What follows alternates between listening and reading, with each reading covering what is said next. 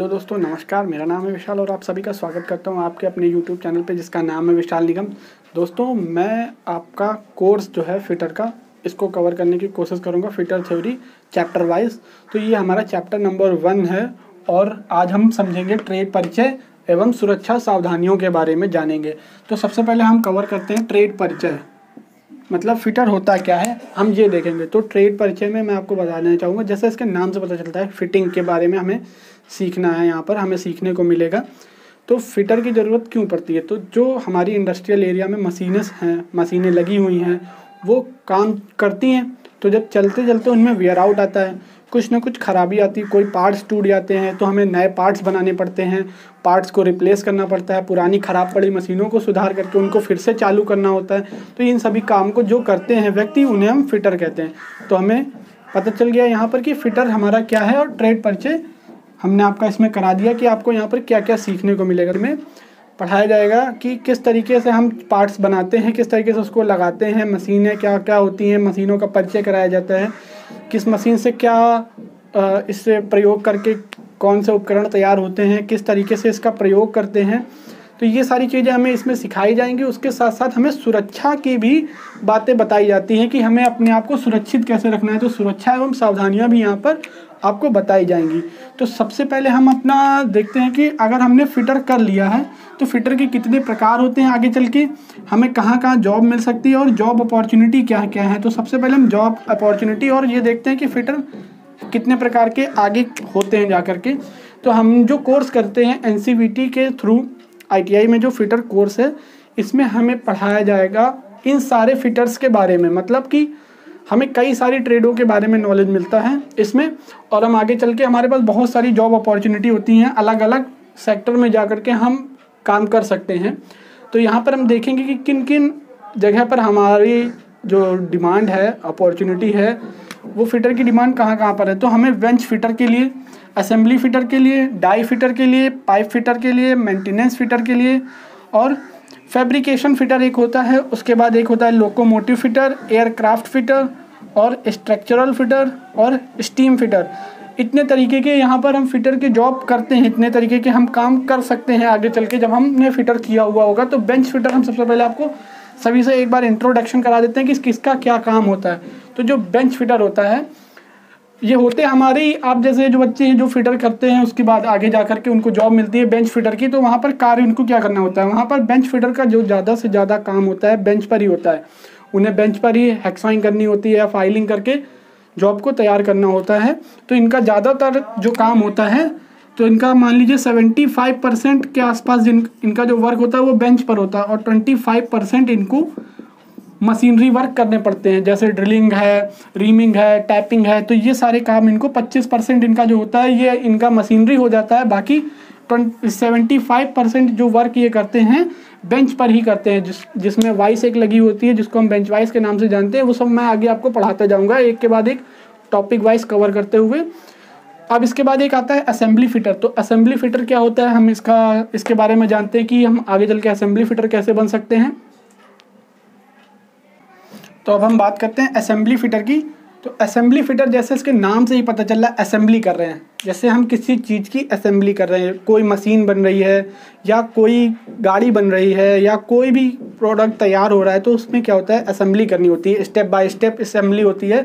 तो जैसे हम उसमें इंजन रख रहे हैं तो कोई उसमें सीट कवर लगा रहा है या सीट लगा रहा है। तो इस तरीके से कई प्रोसेस करते करते, असेंबली करते करते हमारी वो मशीन तैयार हो जाती है या हमारी वो गाड़ी तैयार हो जाती है। कन्वेयर बेल्ट एक चलती है, उस पर सब अपना अपना सबका डिवीज़न होता है वर्क का, और वो अपना अपना कार्य करते जाते हैं और एक असेंबली होती जाती है, और एक फाइनल लास्ट में एक फाइनल प्रोडक्ट हमें प्राप्त होता है। जो मशीन होती है कोई, वो पूरी तैयार हो जाती है, या कोई गाड़ी होती है तो स्टेप बाय स्टेप काम होते होते उस पर लास्ट में जा कर के वो फाइनल तैयार हो जाती है। तो वहाँ पर हमें असेंबली करना होता है। तो ये हमारा असेंबली फिटर का कार्य हो जाता है। अब हम जानेंगे डाई फिटर के बारे में कि डाई फिटर क्या होता है। तो डाई फिटर मतलब कि हमें किसी चीज़ के लिए डाई बनानी है, सांचा तैयार करना है, ठीक है, पैटर्न बना करके कई बार उसमें मोल्ड भर के हम काम करते हैं, वो भी काम आता है। और जो सांचे बना करके देने होते हैं वो भी हमारा एक मेंटेनेंस होता है, जिसका एक फिटर होता है डाई फिटर, जो कि जैसे कभी उसमें सांचे में वियर आउट आ जाता है तो उसको या तो दोबारा से वो डाई फिटर नया बना करके देगा, या तो उसको हमारा जो फिटर होता है वो उसको मेंटेन करके फिर से मेंटेनेंस करके उसको प्रोवाइड कराता है। तो जैसे हमारे बिस्किट के वो होते हैं छोटे छोटे ब्रिक्स, तो उनकी भी एक सांचे होते हैं, उनसे डाई होती हैं, उनमें ये चीज़ें तैयार होती हैं। तो ये काम हमारा डाई फिटर का हो गया। अब उसके बाद हम पाइप फिटर के बारे में देखते हैं। तो जो पाइप फिटर होता है, प्लम्बर जिसको हम बोलते हैं जनरल भाषा में, तो यहाँ पर प्लम्बरिंग का कार्य होता है। इसमें वो सारी चीज़ें हमें सिखाई जाती हैं, बेंड, एल्बो, जॉइंट कितने तरीके के होते हैं, उनको किस तरीके से मेंटेन करना होता है, किस तरीके से उसको लीकेज प्रूफ बनाना होता है, ये सारी चीज़ें हमें पाइप फिटिंग से रिलेटेड चीज़ें भी सिखाई जाती हैं। उसके बाद आता है मेंटेनेंस फिटर। जैसे इसके नाम से ही देखिए पता चल रहा है मेंटेनेंस कर रहे हैं हम किसी चीज़ का।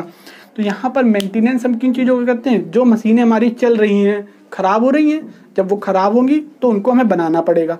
तो बनाने के लिए यहाँ पर हम जो मशीन को पूरा खोलेंगे, ओवरहॉलिंग करेंगे, ओवर ऑयलिंग करके उसके बाद उसको ओवरहॉलिंग करेंगे। उसके बाद हम उसमें जो पार्ट्स ख़राब हुआ होगा उस पार्ट्स को चेंज करेंगे। तो ये सारे काम जो होते हैं मेंटेनेंस करने वाले, वो हमारे मेंटेनेंस फिटर के होते हैं। और मेंटेनेंस फिटर की बहुत ज़्यादा डिमांड रहती है, ताकि हर कंपनी चाहती है कि हम ब्रेकडाउन से बचें, क्योंकि जब ब्रेकडाउन होता है तो हमारा बहुत ज़्यादा लॉस होता है कंपनी का। ठीक है, तो कोई भी कंपनी नहीं चाहती कि हमारी मशीन ख़राब हो और ब्रेकडाउन हो, तो उसके लिए वो मेंटेनेंस फिटर रखती हैं अपनी कंपनी में। उसके बाद आता है फैब्रिकेशन फिटर का काम। फैब्रिकेशन का फिटर का काम क्या होता है? यहाँ पर फैब्रिकेशन फिटर जो होता है हमारा जनरली, वो क्या करता है कि जो खिड़कियां हैं, जो डिज़ाइनें उनमें बनी हुई होती हैं, आप देखते हैं कि एक लोहे की रॉड को घुमा करके काफ़ी सुंदर सा रूप प्रदान करता है। तो ये सारा कार्य जो होता है फैब्रिकेशन फिटर का होता है। गेट बनाना, स्ट्रक्चर तैयार करने, या किसी मशीन का बेड तैयार करते हैं, तो ये सारी जो स्ट्रक्चर बनाते हैं फैब्रिकेशन फिटर वाले बनाते हैं। इसका भी बहुत ज़्यादा डिमांड है। कहीं पे कंपनी में अगर कोई मशीन बन रही है तो उसका फैब्रिकेशन होता है, उसका स्ट्रक्चर नीचे से बेस उसको एक दिया जाता है।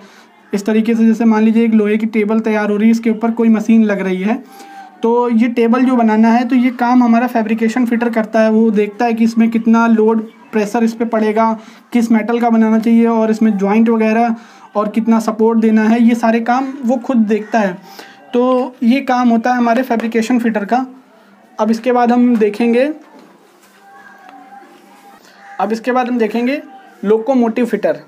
लोकोमोटिव फिटर क्या होता है? जो हमारी रेलगाड़ियां हैं वहाँ पर भी फिटर की बहुत ज़रूरत होती है, फिटर ट्रेड के बच्चों की। वहाँ पर भी बच्चे, बहुत सारे जॉब अपॉर्चुनिटी है वहाँ पर भी, क्योंकि जब आप में सारे टूल्स के बारे में नॉलेज होगा, आपको किस तरीके से वर्क किया जाता है पता होगा, तो आप लोकोमोटिव फिटर भी बन सकते हैं।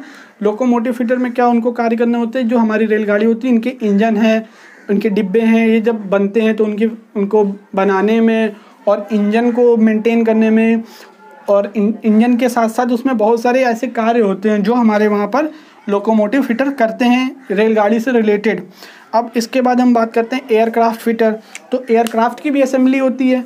एयरक्राफ्ट में भी अगर कभी कोई गड़बड़ी आती है तो उसके मेंटेनेंस के लिए या उसकी डिज़ाइन के लिए, उसको बनाने के लिए एयरक्राफ्ट फिटर भी रखे जाते हैं। हम देखेंगे स्ट्रक्चरल फिटर क्या होता है। तो स्ट्रक्चरल फिटर क्या करता है? इसका काम होता है स्ट्रक्चर तैयार करने। ये स्ट्रक्चर तैयार करते हैं, जैसे पुल का स्ट्रक्चर है, इस तरीके के स्ट्रक्चर तैयार करते हैं। अब इसके बाद आते हैं स्टीम फिटर। स्टीम फिटर की भी आगे ज़रूरत होती है। तो अब ये सारे फिटर हैं, सारे काम कर रहे हैं। जब ये काम कर रहे हैं तो इनको सुरक्षा की भी ज़रूरत पड़ेगी। अब हम जानेंगे कि हमें सुरक्षा और सावधानियाँ किससे चाहिए, हमें किस चीज़ से सुरक्षा और सावधानी चाहिए और क्यों चाहिए। तो सुरक्षा और सावधानियाँ जो होती हैं हम इसलिए रखते हैं ताकि दुर्घटना ना हो। अब हम जानेंगे दुर्घटना क्या होती है। तो दुर्घटना एक ऐसी घटना होती है जिसके परिणाम स्वरूप या फलस्वरूप हमें या तो चोट लग सकती है या हमारी मशीन खराब हो सकती है। ठीक, तो या तो हमें, जैसे हमने कोई शॉर्ट सर्किट हो गया, हमारी मशीन खराब हो गई, या शॉर्ट सर्किट हुआ तो हमें करंट लग गया, हम बेहोश हो गए। तो इस तरीके से या तो हमें क्षति पहुंच सकती है या हमारी मशीन को क्षति पहुंच सकती है दुर्घटना से। तो आप देखते हैं दुर्घटना के परिणाम क्या क्या होते हैं। तो दुर्घटना के परिणाम क्या क्या होते हैं हम ये देखेंगे। तो दुर्घटना का सबसे पहला परिणाम हमें ये प्राप्त होता है कि या तो हमें चोट लगी तो हम बेहोश हो गए, या हमें अपंगता हो गई, शारीरिक अपंगता कुछ देर के लिए, या हो सकता है परमानेंट।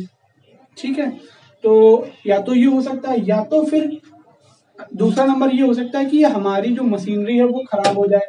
ठीक है, तो जब मशीनरी हमारी खराब होगी तो ब्रेकडाउन आएगा, और ब्रेकडाउन से हमें इनकम का जो सोर्स होता है, सोर्स ऑफ इनकम, या जिसको कह सकते हैं कि हमारी जो आय होती है उस पर असर पड़ता है दुर्घटना का। तो हम दुर्घटनाओं से बचने के लिए कुछ इनके मुख्य कारण समझते हैं कि क्या क्या कारण होते हैं दुर्घटनाओं के होने के, और फिर उसके बाद हम बताएंगे दुर्घटनाओं से बचाव कैसे कर सकते हैं। तो दुर्घटनाओं के जो मेन कारण होते हैं, मुख्य कारण में सबसे पहला होता है असावधानी, जो सबसे ज्यादा होती है। हमें इंस्ट्रक्शन दिए जाते हैं, समझाया जाता है कि हेलमेट पहनना है, ग्लव्स पहनने हैं, सारी चीजों के बारे में बताया जाता है, बूट्स पहनने हैं, लेकिन हम असावधानी कर जाते हैं, उसको हम इग्नोर कर देते हैं और जाकर के बाद में एक्सीडेंट हो जाता है असुरक्षित। उसके बाद हम अगला टॉपिक देखेंगे कि रुचि की कमी, मतलब हमारा मन नहीं है, आज हमारा मन किसी और चीज में लगा हुआ है, घर की परिवार की कोई दिक्कत है, या कहीं जॉब से रिलेटेड कोई प्रॉब्लम आ गई है, या इनकम का कोई चल रहा है फाइनेंशियल इशू, उसकी वजह से हमारा काम में कम मन लग रहा है। जब हमारा काम में कम मन लगेगा तो एक्सीडेंट के चांस होते हैं। उसके बाद आता है जल्दीबाजी। जल्दीबाजी करते हैं, जैसे अगर कोई आपको टारगेट मिला है कि आपको एक दिन में 100 पीस बनाने हैं, तो अक्सर वर्कर क्या करते हैं कि जल्दीबाजी करते हैं कि 100 पीस हम जल्दी से जल्दी तैयार कर लें, उसके बाद हम फ्री हो जाएंगे। तो जल्दीबाजी कभी नहीं करनी चाहिए, इसकी वजह से भी हमें दुर्घटना हो सकती है। तो इसका बचाव तो यही है कि भाई अपने मन पर कंट्रोल रखें और आराम से कार्य करें, समझ करके समझदारी के साथ में करें। और उसके बाद है अज्ञानता। अगला अज्ञानता मतलब हमें किसी चीज के बारे में पूरा नॉलेज नहीं है और हम उस कार्य को करने लग जाएं, तो उसमें एक्सीडेंट होने के चांस होते हैं। तो इससे बचाव के लिए सबसे बढ़िया तरीका है कि सबसे पहले आप उस चीज के बारे में, उस मशीन के बारे में पूरी इंफॉर्मेशन लें, कैसे चलता है, क्या आउटपुट आता है, उससे किस तरीके से आउटपुट लिया जाएगा, ये सारी चीजें हम समझ लें, उसके बाद ही कार्य करें। उसके बाद है असुरक्षित हैंड टूल्स, सबसे ज्यादा मोस्ट इम्पॉर्टेंट यहाँ पर ध्यान देने वाली बात है, जो असुरक्षित हैंड टूल्स, जैसे कि हमारा ये एक चीजल है, यानी छेनी है, ये इसका आगे का पॉइंट है, कटिंग एज। और कई बार आपने देखा होगा कि छेनी जो होती है, इस पे स्ट्राइक करते करते करते करते जो इसका हेड होता है, ये हिस्सा ये फैल जाता है, फैल करके कैसा हो जाता है, मशरूम हेड हो जाता है, इस तरीके से कुछ हो जाता है, फैल जाता है हेड ऊपर से। तो जब हम इस पे स्ट्राइक करेंगे, हैमर से स्ट्राइक करेंगे यहाँ पर, तो यहाँ पर स्लिप होने के चांस होते हैं। स्लिप हो सकता है, जैसे हम स्ट्राइक किया, स्लिप हो गया वहां से और हमारे हाथ पर हैमर लग सकता है, तो चोट लग सकती है। तो यहाँ पर दुर्घटना के कारण में ये भी एक शामिल है, असुरक्षित हैंड टूल्स। दूसरा है कि अगर कोई आपकी फाइल है, मतलब कि रेती इस तरीके से बनी हुई होती है रेती, इसमें पीछे ये होता है टैंक, इसमें लगा होना चाहिए एक हत्था, लेकिन कई बार क्या लोग करते हैं कि हत्था नहीं है फिर भी हम उससे फाइलिंग कर रहे हैं, तो ये हमारा एक असुरक्षित टूल है। इससे जब आप फाइलिंग करोगे तो आपके ये टैंक जो है, ये टैंक वाला हिस्सा जो है नुकीला होता है, ये आपकी गदेली में लग सकता है, आपके हाथ में लग सकता है और इससे दुर्घटना हो सकती है। तो असुरक्षित हैंड टूल्स हमने यहाँ पर कवर किया इस तरीके से। अब उसके बाद उत्सुकता। अब उत्सुकता से क्या यहाँ पर तात्पर्य, मतलब उत्सुकता का मतलब यहाँ पर ये हो रहा है कि आपके अंदर किसी चीज को, नई नई चीज आपने सीखी है, अभी नई नई चीज समझाई जा रही है आपको, लेकिन आप उस काम को जल्दी से करना चाहते हैं। कोई नया मशीन आपके यहाँ आई है, उसके बारे में आपको इन्फॉर्मेशन दी जा रही है, लेकिन आपने उसको सुना नहीं प्रॉपर तरीके से। उत्सुकता की वजह से आपने उस चीज पर ध्यान नहीं दिया और उस चीज पर ध्यान नहीं दिया और आपने जाकर के मशीन को स्टार्ट किया और चलाने लगे, और उत्सुकता की वजह से आपने एक्सीडेंट कर दिया, क्योंकि आपने उत्सुकता की वजह से ध्यान नहीं दिया। उत्सुकता की वजह से आपने ध्यान नहीं दिया, नई मशीन को चलाया और जाकर के तोड़ दिया, या उससे कोई एक्सीडेंट कर दिया, किसी दूसरे को हानि पहुंचा दी।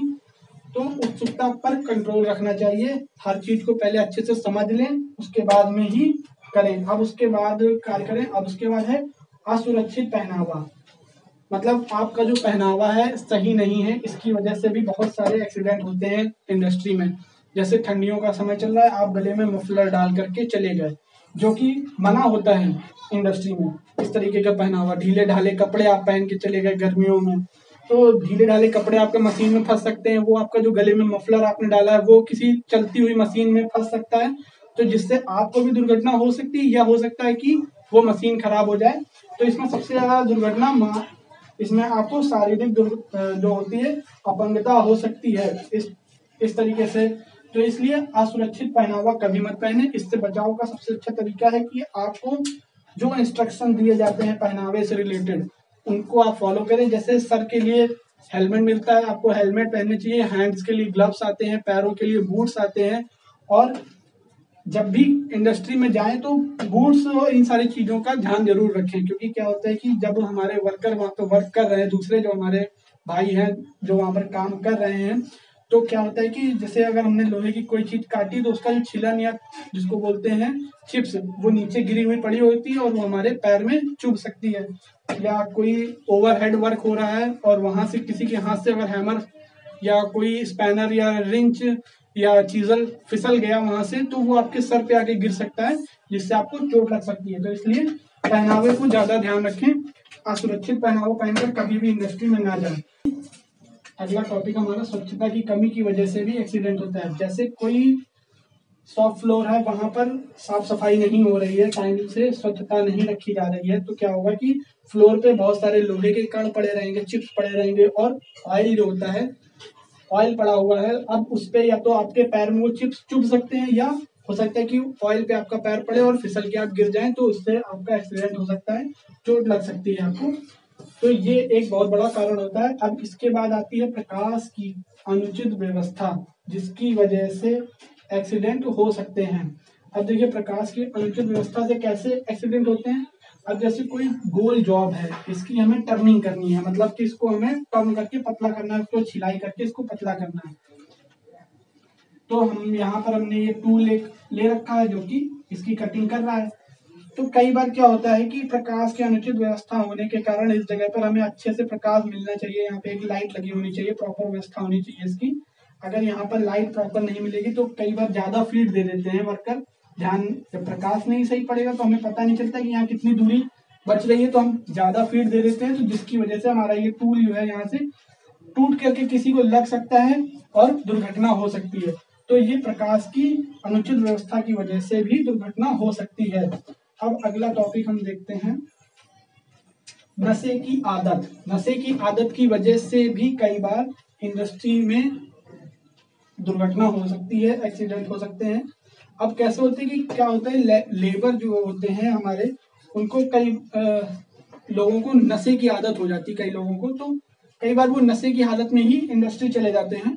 तो ऐसे लोग अपना तो नुकसान कराते ही कराते हैं, साथ में अपने जो साथी होते हैं वर्कर उनको भी चोट पहुंचा देते हैं, कई बार एक्सीडेंट हो जाता है।